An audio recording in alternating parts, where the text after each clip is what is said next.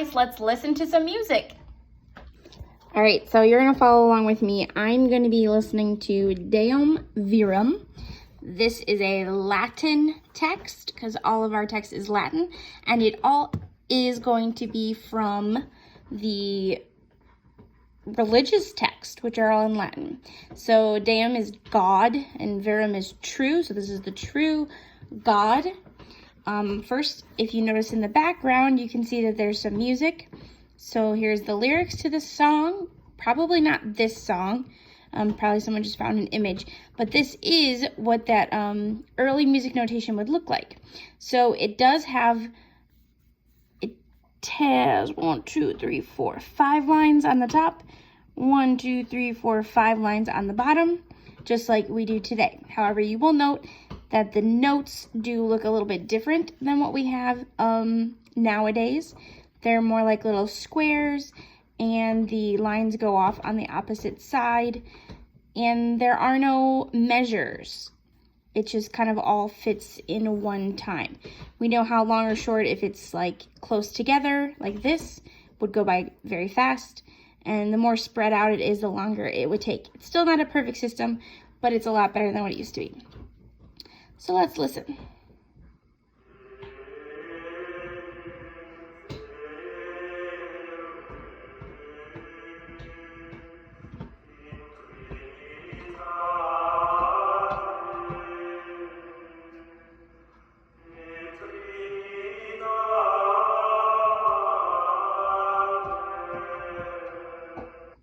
As I mentioned in class, you may notice that these are all men's voices. That's because majority of the people that were singing, like 99.9%, were all going to be men.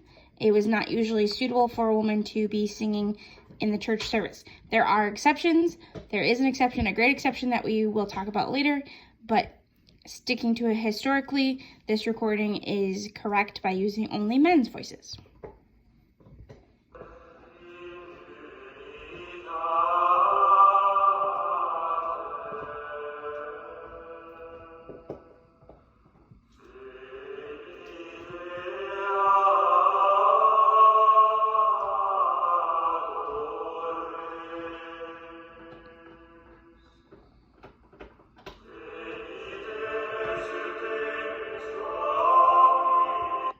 I like to pause it right there because true Gregorian chant is all sung in unison, meaning that all of the voices are singing the same note at the same time.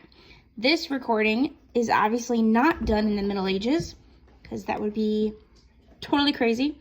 But Gregorian chant has evolved, and now we do add harmony. Harmony is when there are two vocal lines that are sung at the same time, so they're two different notes being sung together. And that's what you're hearing right now.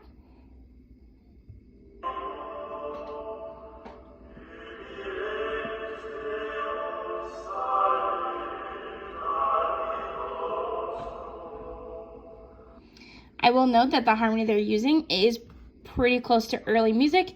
They're singing in what we call parallel fifths, meaning they're singing 5 notes away from each other. And this was very symbolic of like a very religious idea to move in parallel fifths or fourths. It was meant to be very powerful and very like godly and heavenly to sing in perfect fourths and fifths.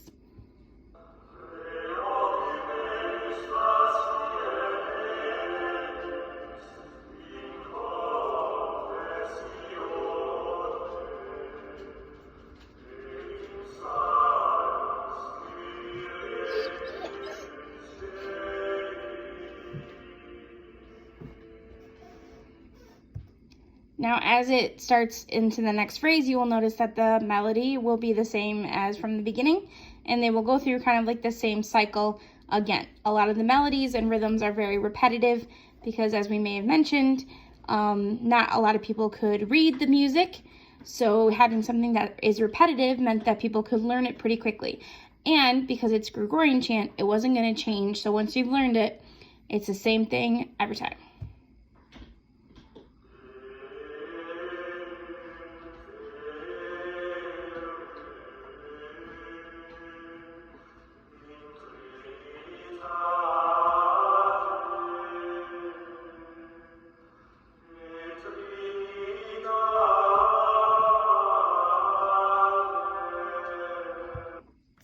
so there you go.